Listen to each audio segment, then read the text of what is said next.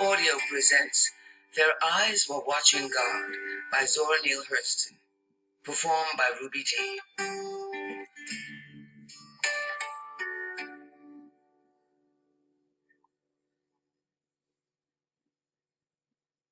Ships at a distance have every man's wish on board. For some, they come in with the tide. For others, they sail forever on the horizon, never out of sight, never landing, until the watcher turns his eyes away in resignation, his dreams mocked to death by time. That is the life of men.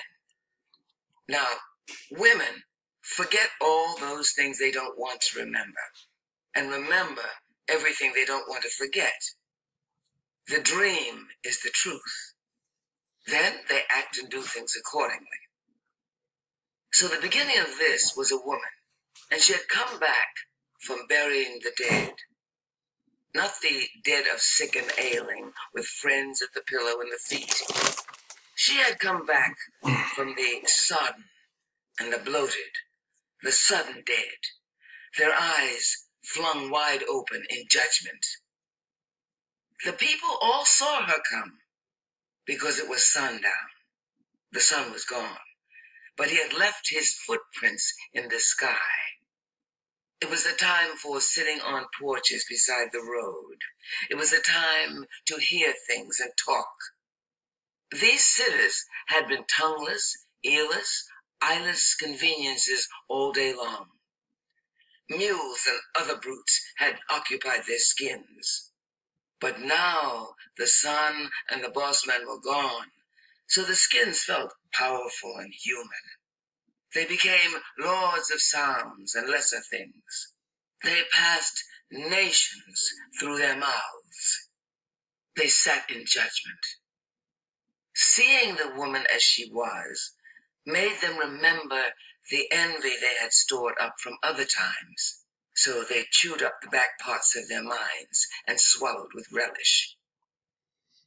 So you can, at this point, you can answer the first two questions. Number one, she had come back from burying the dead, the sudden dead, their eyes flung wide open in judgment. What does this paragraph foreshadow? Pick one of the answers.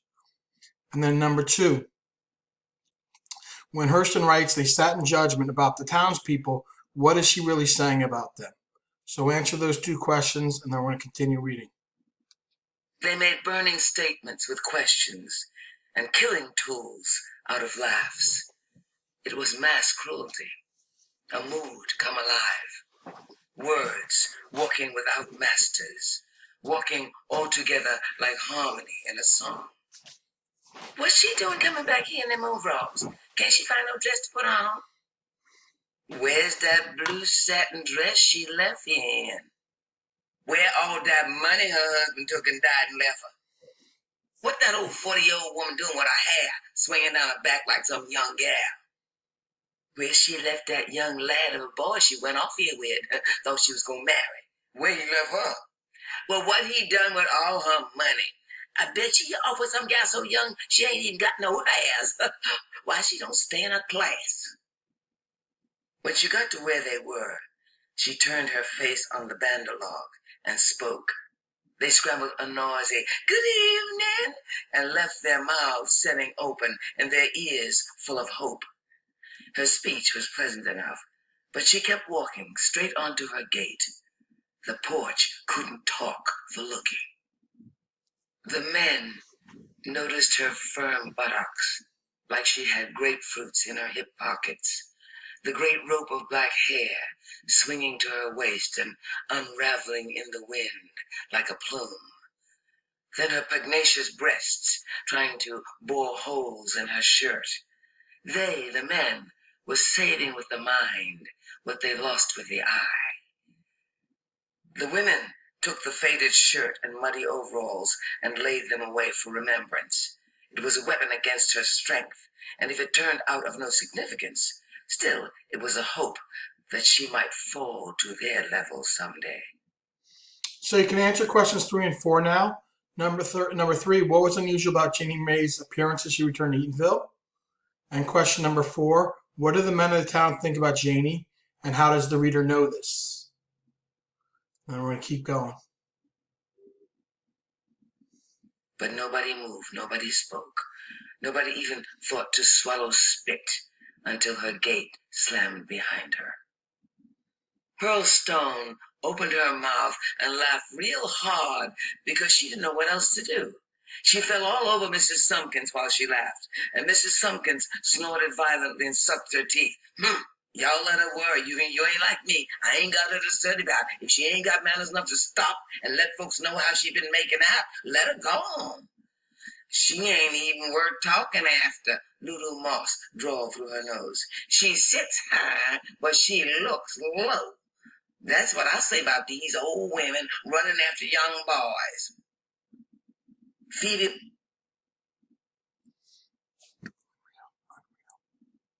Anyhow, what you ever know her to do so bad as y'all make out? The worst thing I ever know her to do was taking a few years off her age, and that ain't never harmed nobody. Y'all makes me tired. The way you talking, you think the folks in this town didn't do nothing in the bed except praise the Lord. You have to excuse me, because I'm bound to go take her some supper. Phoebe stood up sharply. Well, don't mind us, Lulu smiled. Just go right ahead. Us can mind your house for you till you get back. My supper is done. Now you better go see how she feel, and you can let the rest of us know. Lord, Pearl agreed. I done scorched up that little meat and bread too long to talk about. I can stay away from home long as I please. My husband ain't fussy. Oh, Phoebe, if you's ready to go, I could walk over there with you, Mrs. Sumpkins volunteered. It's sort of dusking down dark. The booger man might catch you. No, I thank you. Nothing couldn't catch me these few steps I'm going. Anyhow, my husband tell me, say no first-class booger would have me. If she got anything to tell you, you'll hear it. Phoebe hurried on off with a covered bowl in her hands. She left the porch, pelting her back with unasked questions. They hoped the answers were cruel and strange. Okay, you can answer questions 5 and 6. What does she sit high but she looks low mean? And number 6, why did the women on the porch think Janie had been doing wrong? When she arrived at the place, Phoebe Watson didn't go in by the front gate and down the palm walk to the front door. She walked around the fence corner and went in the intimate gate with her heaping plate of mulatto rice. Janie must be around that side. She found her sitting on the steps of the back porch with the lamps all filled and the chimneys cleaned. Hello, Janie. How you coming? Oh, pretty good. I'm trying to soak some of the tiredness and the dirt out of my feet. She laughed a little. I see you is. Gal, you sure looks good. You look like you're your own daughter. They both laughed. Even with them overalls on, you showed your womanhood. Gone. You must think I brought you something, when I ain't brought home a thing but myself. That's a gracious plenty. Your friends wouldn't want nothing better. I takes that flattery off of you, Phoebe, because I know it's from the heart. Janie extended her hand. Good Lord, Phoebe. Ain't you never gonna give me that little ration you brought me? I ain't had a thing on my stomach today except my hand. They both laughed easily. Give it here. Have a seat. I knowed you'd be hungry. No time to be hunting stove wood after dark. My mulatto rice ain't so good this time, not enough bacon grease, but I reckon it'll kill hungry. I'll tell you in a minute, Janie said, lifting the cover. Gal is too good. You switches a mean fanny round in the kitchen. Oh, that ain't much to eat, Janie, but I'm liable to have something showed up good tomorrow, 'cause you done come. Janie laughed heartily and said nothing. The vari-colored cloud dust that the sun had stirred up in the sky was settling by slow degrees. Here, Phoebe, take your old plate. I ain't got a bit of use for empty dish. That grub sure come in handy. Phoebe laughed at her friend's rough joke. You was just as crazy as you ever was. Hand me that wash rag on that chair by you, honey. Let me scrub my feet. She took the cloth and rubbed vigorously. Laughter came to her from the big road. Well, I see Martha Mighty is still sitting in the same place. And I reckon they got me up in their mouth now. Yes, indeed. You know, if you pass some people and don't speak to suit them, they got to go way back in your life and see what you ever done. They know more about you than you do yourself.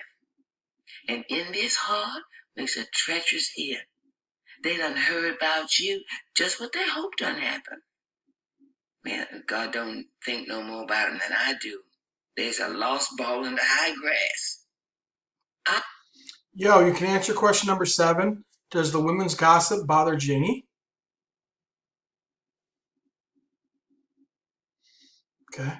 Here's what they say, 'cause they just will collect round my porch 'cause it's on the big road. But my husband gets so sick of them sometimes, he makes them all get for home. Sam is right, too. They just wearing out your sitting chairs. Yeah, Sam say most of them goes to church so they'll be sure to rise in judgment. That's the day that every secret is supposed to be made known. They wants to be there and hear it all. Sam is too crazy. You can't stop laughing when you're around him. Oh, he says he aims to be there himself so he can find out who stole his corncob pipe. Phoebe, that Sam of yours just won't quit. Crazy thing. Most of these executives is so head up over your business that they're liable to hurry themselves to judgment to find out about you if they don't soon know. You better make haste and tell him about you and TK getting married. And if he's taking all your money and went off with some young gal, and where at he is now, and where is all your clothes that you got to come back here in overalls. I don't mean to bother with telling him nothing, Phoebe. Tain't worth the trouble. You can tell him what I say if he wants to. That's just the same as me, 'cause my tongue is in my friend's mouth. If you so desire, I'll tell him what you tell me to tell him. To start off with, people like them waste up too much time putting their mouth on things they don't know nothing about. Now they got to look into me loving TK and see whether it was done right or not. They don't know if life is a mess of corn dumplings and if love is a bed quilt. So long as they get a name to know and they don't care whose it is and what about, especially if they can make it sound like evil. If they wants to see and know, why they don't come kiss and be kissed. I could then sit down and tell them things. I've been a delegate to the big association of life. Yes, sir. The Grand Lodge, the big convention of living, is just where I've been this year and a half. Y'all ain't seen me. Okay. So we're going to stop there for a minute so you can go to the next YouTube video. So you should have answered the first 7 questions.